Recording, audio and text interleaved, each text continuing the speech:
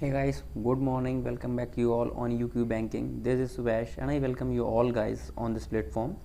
So guys, कैसे हैं आप सब? होप आप सभी लोग अच्छे से होंगे, घर पर होंगे, सेफ होंगे. ठीक है.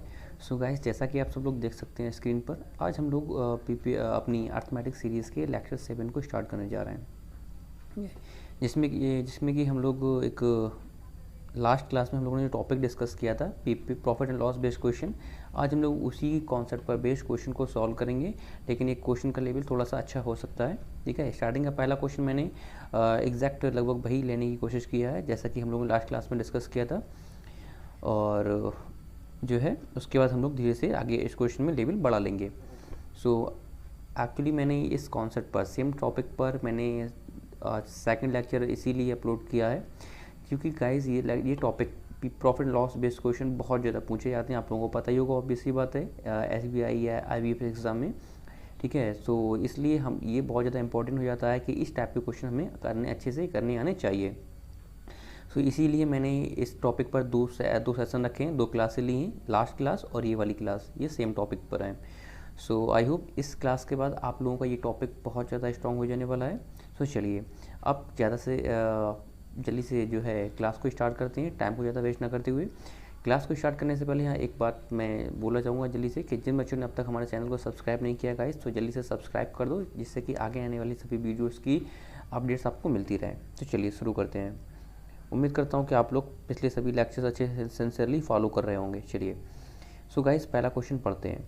पहला क्वेश्चन आपके सामने है. जिन बच्चों ने लास्ट क्लास अटेंड की थी, अच्छी बात है, तो उनको मैं स्पेशली बोलना सभी को चाहूँगा, 1 मिनट के लिए वीडियो को पॉज करके क्वेश्चन को नोट डाउन करके खुद से ट्राई करो, और फिर जब मैं क्वेश्चन को सॉल्व करूँगा तो आप लोग अपना आंसर मैच करेंगे. जिसका आ जाता है तो बहुत अच्छी बात है, नहीं आता है तो कोई इशू नहीं है, कोई घबराने की भी बात नहीं है.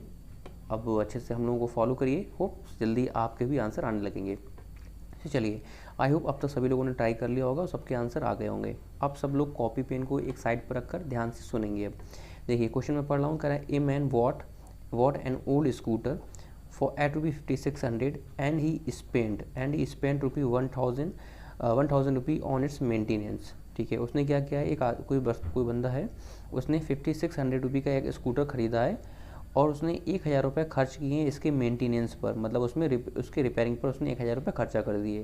कह रहा है if he sold at a gain of 33 whole 1/3%, then find SP in profit. कह रहा है कि अब अगर वो बंदा इस स्कूटर को 30 होल 1/3% के प्रॉफिट पर बेच दे, तो कह रहा है कि बताओ SP यानी कि किस सेलिंग प्राइस क्या होगा और प्रॉफिट क्या होगा. ठीक है. चलिए, तो सबसे पहले तो मैं बताना चाहूँगा कि कभी भी एक चीज़ ध्यान रखना है इस कंडीशन में, अगर कभी भी किसी एसेट को खरीदते समय उस पर कोई खर्च किया गया है, उसकी रिपेयर पर, उसके मेंटेनेंस पर, तो उस खर्च को उस एसेट की कॉस्ट में जोड़ देते हैं. यानी कि हमारी CP जो होती है वो जितने की हमने परचेज़ किया, यानी कि बाइंग प्राइस प्लस के हमारा मेंटेनेंस चार्ज या रिपेयरिंग चार्जेस जो भी होते हैं, तो हमारी CP कितनी की हो गई, हमारी CP हो गई 6600 रुपये की. हम ये कहेंगे हमारी CP जो है 6600 रुपये की. अब क्वेश्चन को आगे पढ़ो. देखिए उसने बेचा कितने पे है. कह रहा है कि अगर वो उसको 33 होल 1/3% पर बेच दे, तो ये बात मैंने फर्स्ट लेक्चर में बताई सभी को, मैं हर वीडियो में बताता हूँ कि आपको परसेंटेज टू फ्रैक्शन कन्वर्जन आना चाहिए अच्छे से. ठीक है. और आई थिंक सभी को पता होगा, जिन बच्चों ने फर्स्ट लेक्चर हम लोगों का देखा है उनको पता होगा कि 30 होल 1/3% की फ्रैक्शन वैल्यू क्या होती है. 30 होल 1/3% की फ्रैक्शन वैल्यू होती है 1/3. इसको फ्रैक्शन में 1/3 लिखते हैं. ठीक है. अगर आप में से किसी ने भी अब तक हमारे फर्स्ट लेक्चर को नहीं देखा और आपको परसेंटेज टू फ्रैक्शन में कन्वर्ट करने में प्रॉब्लम होती है, तो मैं रिकमेंड करूँगा गाइस, PPL के पार्ट 1 को हमारे चैनल पर पड़ा हुआ है, उसको जाकर आराम से देखिए. आई थिंक 20 मिनट्स का पार्ट है. अच्छे से आप लोगों को उसमें मैंने बहुत सी बेसिक बातें डिस्कस की. मैंने डिस्कस किया है कि परसेंटेज से फ्रैक्शन में कैसे कन्वर्ट करते हैं, ये सारी बातें मैंने बताई हैं. और मैंने वहाँ पर एक टेबल भी शेयर की है इसकी. ठीक है. तो उसको आप टेबल को जाकर अपनी कॉपी में नोट डाउन करिए. ठीक है. क्योंकि वहाँ पर मैंने कुछ पार्टिकुलर परसेंटेज बताई हैं जो कि मेनली यूज़ की जाती हैं बहुत से क्वेश्चन में. ठीक है. चलिए, तो हाँ देखिए आप, चलिए क्वेश्चन पर आते हैं. कहाँ पर गया, ये रहा. तो उसको कितने % प्रॉफिट बेच रहा है, वो 33 होल 1/3% प्रॉफिट पर बेच रहा है, मतलब कि इसकी वैल्यू होती है 1/3. और ये हमें पता है कि प्रॉफिट किस पर होता है, प्रॉफिट होता है CP पर. प्रॉफिट CP पर होता है, ठीक है। तो हम कहेंगे अगर 3x की CP है तो उस पर 1 का यानी कि x का जो है प्रॉफिट हो जाएगा हमें। इसको हटा दो, 3x पे हम कहेंगे 1x का प्रॉफिट होता है। और हमें ये भी पता है, लास्ट क्लास में मैंने बताया था कि SP क्या होता है। SP होता है CP प्लस P, इन दोनों को मिलाकर बनता है SP, ठीक है। तो हम कहेंगे SP हमारा कितने का हो जाएगा, अगर 3 रुपये की 3x की कॉस्ट है और x का प्रॉफिट हो रहा है तो सेलिंग प्राइस आपकी 4x की रही होगी, ठीक है। सेलिंग प्राइस 4x की रही होगी, ठीक है। अब बस हमें क्या करना है, x की वैल्यू फाइंड करनी है। तो देखो हमारे क्वेश्चन में क्या दे रखा है, हमारे क्वेश्चन में CP दे रखी है। अगर CP हम x के टर्म में बात करें, अगर हम x के टर्म में बात करें तो CP है हमारी 3x की, लेकिन हमारे क्वेश्चन में जो CP दी हुई है वो 6600 रुपये की है। तो हम यहाँ से कह सकते हैं कि x की वैल्यू 2200 रुपये की है, ठीक है। बस बस हो गया हमारा काम। एक बार जैसे ही आपने अगर x की वैल्यू फाइंड कर ली तो समझो आपका काम हो गया, क्वेश्चन लगभग सॉल्व हो गया। तो हम कह सकते हैं x की वैल्यू 2200 की आ रही है। उसने पूछा क्या है, उसने पूछा है SP पूछा है और प्रॉफिट पूछा है, ठीक है। तो SP की अगर हम बात करें तो SP हमारा कितने का निकला है, 4x का निकला है, और प्रॉफिट निकला है हमारा x का। तो वही x की तो वैल्यू 2200 की आ गई, तो हम कह सकते हैं कि प्रॉफिट हुआ है 2200 का, और SP की वैल्यू है 4x की। तो इसमें x की वैल्यू रख दो 2200 की, 2200 की वैल्यू रख दोगे तो आपको मिल जाएगा 8800 रुपये का selling price. So in this way we can solve this kind of question. I hope आप सभी लोगों को ये सारी चीज़ें अच्छे से क्लियर हुई होंगी। बहुत इजी कॉन्सेप्ट है, हल्का सा कॉन्सेप्ट है, ठीक है। इसके लिए हाँ ये है कि आपको परसेंटेज टू फ्रैक्शन कन्वर्जन आना चाहिए, ठीक है। अगर आपको परसेंटेज टू फ्रैक्शन कुछ परसेंटेज नंबर की फ्रैक्शन वैल्यू पता हो है तो आप इस टाइप से बहुत ईजिली क्वेश्चन कर लोगे, ठीक है। विद इन सेकंड आपके आंसर आ जाएंगे, ठीक है। सो गाइस अगर आपको अच्छा लगता है ये कॉन्सेप्ट और आपने कुछ सीखा है, आपको लगता है कि आपने कुछ सीखा है, तो जल्दी से नीचे जो थम्स अप आइकन आ रहा है उसको प्रेस कर दो। और अभी तक अगर आपने सब्सक्राइब नहीं किया तो जल्दी से रेड आइकन को भी प्रेस कर दो, और नीचे हाँ बेल आइकन को प्रेस करना ना भूलें, जिससे कि आगे आने वाली सभी वीडियोज़ की अपडेट्स आपको मिलती रहे। और एक बात और इम्पोर्टेंट अपडेट्स मेरे पास जो है, अगले क्वेश्चन पर जाने से पहले, अगला क्वेश्चन ये रहा, अगले क्वेश्चन पर कोई स्टार्ट करने से पहले मैं कहना चाहूँगा कि अगर आप में से कोई बच्चा ऐसा है जिसने अभी तक हमारे व्हाट्सअप स्टडी ग्रुप को ज्वाइन नहीं किया है, और आप में से कोई भी बच्चा हमारे व्हाट्सअप स्टडी ग्रुप से जुड़ना चाहता है, तो गाइज़ आप मुझे इस नंबर पर, ये हमारा व्हाट्सअप नंबर है, ठीक है, आप मुझे इस नंबर पर बैंकिंग लिखकर बैंकिंग सेंड करिए, ठीक है। बैंकिंग लिखकर सेंड करिए, हम आपको अपने व्हाट्सअप स्टडी ग्रुप पर ऐड कर देंगे, जहाँ पर आपको डेली प्रैक्टिस के लिए, सेल्फ प्रैक्टिस के लिए काफ़ी अच्छे अच्छे क्वेश्चन मिलेंगे, ठीक है। और आपका कोई भी डाउट होता है तो आप उस डाउट को उस ग्रुप में पोस्ट करेंगे, और with in very few time आपको जो है आपकी क्वेश्चन का, आपके डाउट का जो है रिप्लाई मिल जाएगा, ठीक है। वहाँ पर मैं भी बच्चों के डाउट्स क्लियर करता हूँ, और आपके और भी फ्रेंड जो वहाँ पर जुड़े हुए हैं वो आप लोग एक दूसरे के डाउट सॉल्व करते हैं। सो आपके लिए ग्रुप बहुत ज़्यादा बेनिफिशियल हो सकता है। सो आई वुड रिकमेंड कि आपको इस ग्रुप को ज्वाइन करना चाहिए। चलिए अब क्वेश्चन 2 को स्टार्ट करते हैं। क्वेश्चन 2 क्या कह रहा है, देखिए कह रहा है if a man sell his product at 9000, ठीक है। कोई बंदा है अपने प्रोडक्ट को 9000 पर बेच रहा है, कह रहा है then he gets a gain of 11 whole 1/9%, उसको प्रॉफिट होता है 11 होल 1/9% का। यानी कि कोई बंदा है अगर वो अपना कोई प्रोडक्ट 9000 का बेचता है तो उसको 11 होल 1/9% का प्रॉफिट हो जाता है, ठीक है।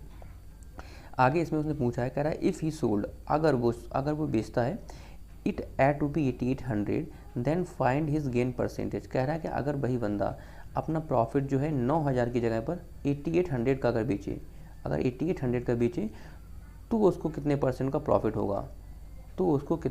प्रॉफिट होगा, ये बताया उसने।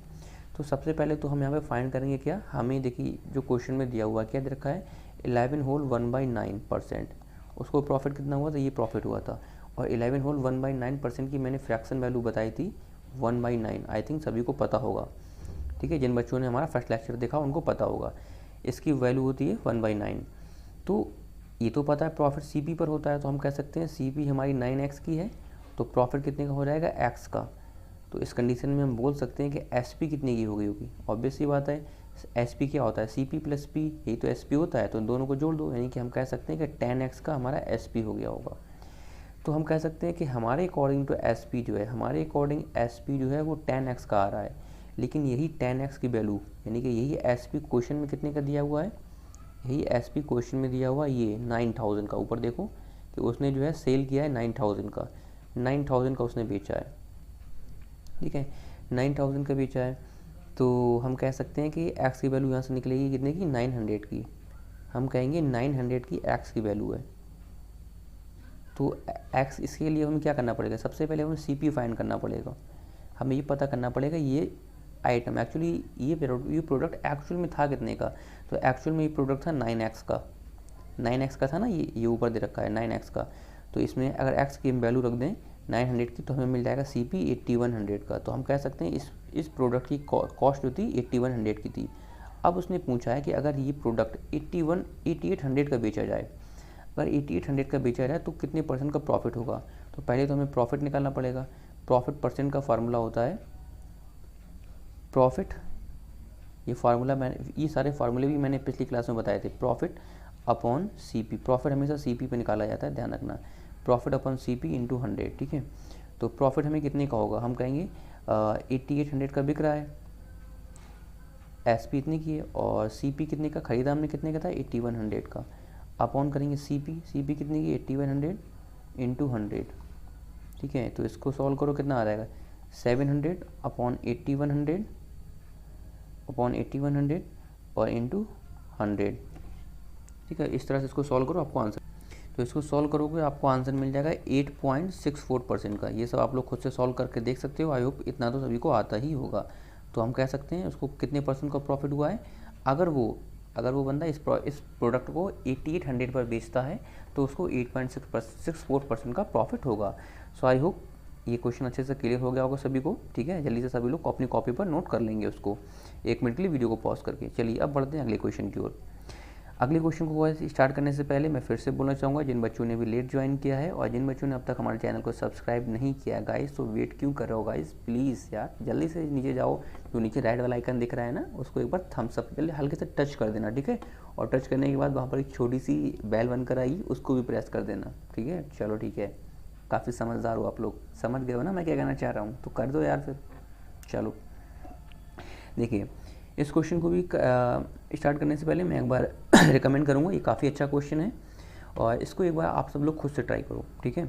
इस क्वेश्चन के लिए आइडियल टाइम है 2 मिनट, 2 मिनट का टाइम लेकर आप लोग एक बार इस क्वेश्चन को खुद से ट्राई करो। अगर 2 मिनट में होता है तो बहुत अच्छी बात है, अदरवाइज़ छोड़कर फिर देखोगे मेरे साथ, ठीक है। जिनका आंसर आ जाता है तो बहुत अच्छी बात है गाइस। देखिए गाइस क्या कह रहा है यहाँ पर,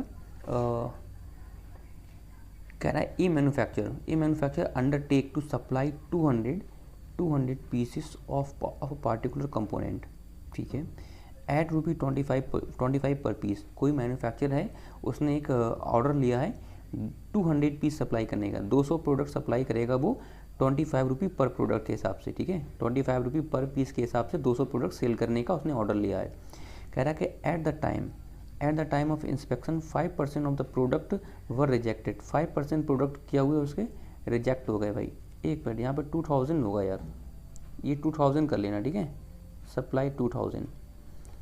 तो क्या हुआ उसके इंस्पेक्शन जब हुआ, जब माल बन के तैयार हुआ, जब इंस्पेक्शन हुआ तो 5% जो था, 5% प्रोडक्ट जो थे वो रिजेक्ट कर दिए गए।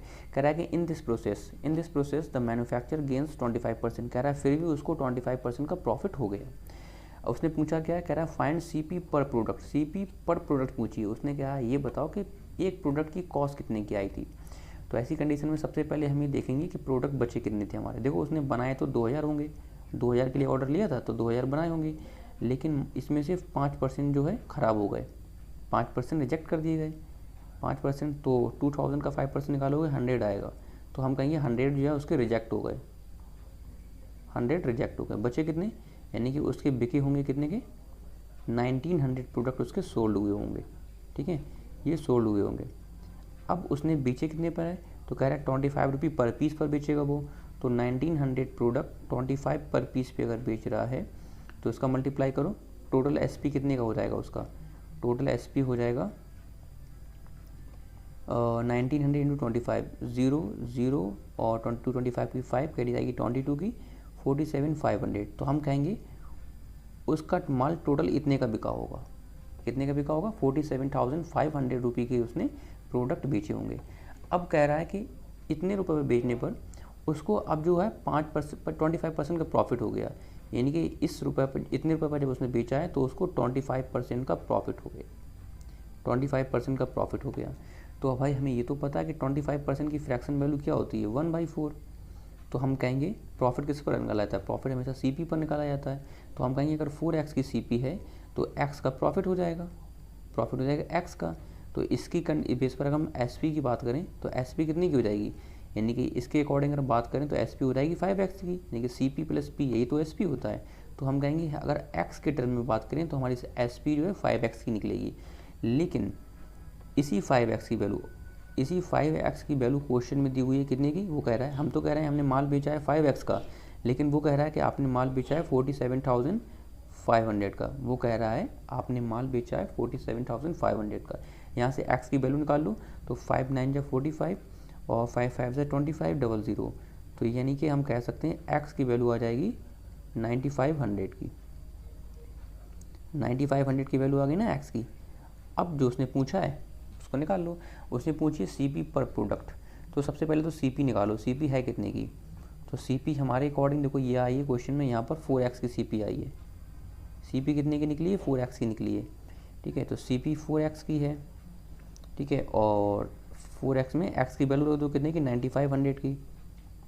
9500 की वैल्यू रखोगे तो आपके अकॉर्डिंग, यानी कि आपके अकॉर्डिंग जो CP निकल रही है वो 38,000 रुपये की निकल रही है, ठीक है। आपका जो माल बना था वो 38,000 रुपये का बना था, ठीक है। लेकिन अब यहाँ उसने पूछा है CP पर प्रोडक्ट, CP पर प्रोडक्ट। अब ध्यान से सुनना,